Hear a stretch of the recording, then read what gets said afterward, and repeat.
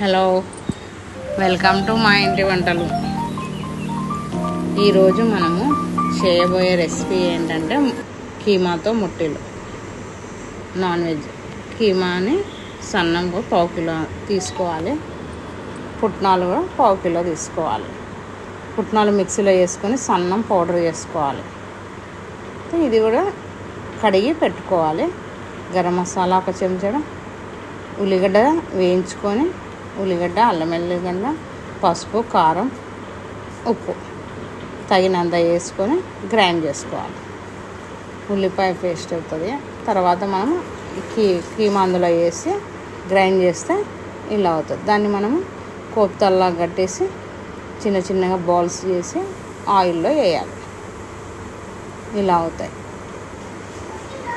ఆయిల్లో వేయించిన తర్వాత కొంచెం మనము చారులాగా కూడా పెట్టుకోవచ్చు.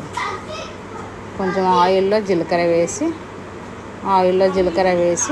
మనం ఈ పేస్ట్ కొంచెం పుట్నాలు అంతా తీసేసి పక్కన పెట్టుకొని దాన్ని కలిపి ఇవి అందులో వేయాలి. బాల్స్ అందులో వేయాలి. సూపర్ ఉంటుంది ఇది చారు. ఇది మసాలా కొంచెం తగినంత ఉప్పు, కారం మళ్ళీ వేయాలి. వేసి బాగా మరగనియాలి. మరిగిన తర్వాత మరిగిన తర్వాత ఇలా మరగడానికి వచ్చినప్పుడు కొత్తిమీర వేసుకోవాలి. దించే ముందు కొత్తిమీర వేసుకుంటే బాగా గుమగుమలాడే ముట్టీల కర్రీ బాగా అవుతుంది. మీకు నచ్చితే ఈ రెసిపీ మీకు నచ్చిందనుకో లైక్ చేయండి, షేర్ చేయండి, సబ్స్క్రైబ్ చేయండి. ఇలా